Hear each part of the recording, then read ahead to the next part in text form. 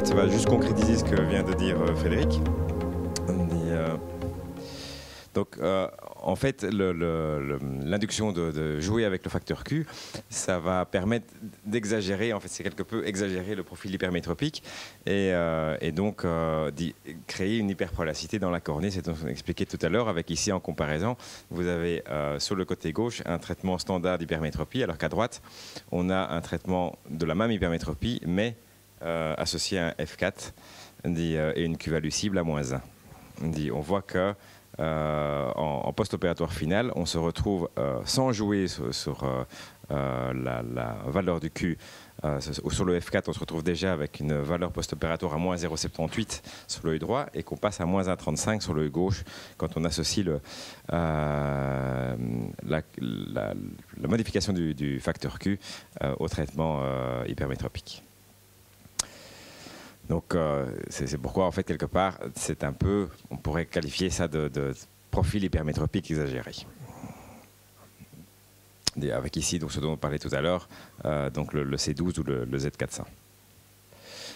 Donc ici, c'est pour un cas bien concret. Donc, on a un patient hypermétrope de 43 ans qui se présente à la consultation en février 2011 et qui se plaint d'avoir perdu sa vision binoculaire de loin et qui ne veut plus porter de lentilles de contact sur son œil gauche.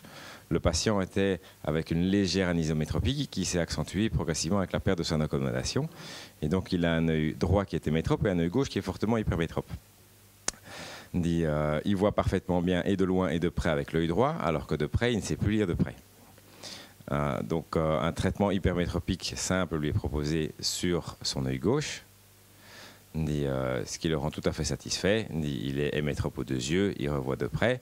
On voit juste une grosse différence en fait avec le facteur Q qui n'a pas été modifié sur l'œil droit puisqu'il n'a pas été touché, alors qu'à gauche, il a été fortement négativisé. Le patient se représente 1 an et demi plus tard en disant qu'il a à nouveau un problème de vision binoculaire. Et alors, je me dis qu'il a sans doute dû régresser sur son œil gauche. Et en fait, non. Ce dont il se plaint, c'est son œil droit qui ne voit plus de près. Il a à peine augmenté son hypermétropie. Par contre, ce qu'on peut voir, c'est que c'est effectivement en vision de près, il est limité à Pareto 4, alors que de l'autre côté, il est toujours Pareto 1 sans difficulté. Et il me dit, je ne sais pas ce que vous avez fait à gauche, mais je veux la même chose à droite. Donc on planifie un presbylasique sur l'œil droit. Le presbylasique a été traité encore avec l'ancien nomogramme de Frédéric, donc pas avec le nomogramme en ligne. Donc avec un delta Q de 1, sans correction hypermétropique associée. Et donc ça nous a permis d'atteindre une valeur un facteur Q de -0,40, qui est sans doute encore un peu limite, qui nécessitera probablement un retraitement dans les années qui viennent, mais qui lui est suffisante aujourd'hui, puisqu'il revoit Pareto 1. Donc en fait, en soi, le traitement hypermétropique induit déjà des aberrations sphériques négatives qui améliorent la vision de près.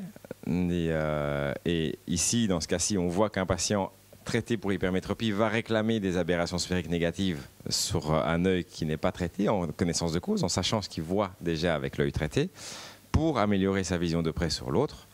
Et donc ici, bon, la seule chose où j'étais un petit peu coincé, c'est qu'effectivement, quand on joue sur un traitement hypermétropique plus une négativisation du facteur Q avec un delta de 1, comme avec l'ancien nomogramme, on peut monter à autour de -1, avec une valeur Q finale de -1, ce qui est assez aisé. Alors que quand on est avec un patient hémétrope, le delta Q de -1 est un peu juste, puisque ça dépend effectivement de la valeur du Q initiale du patient. Voilà.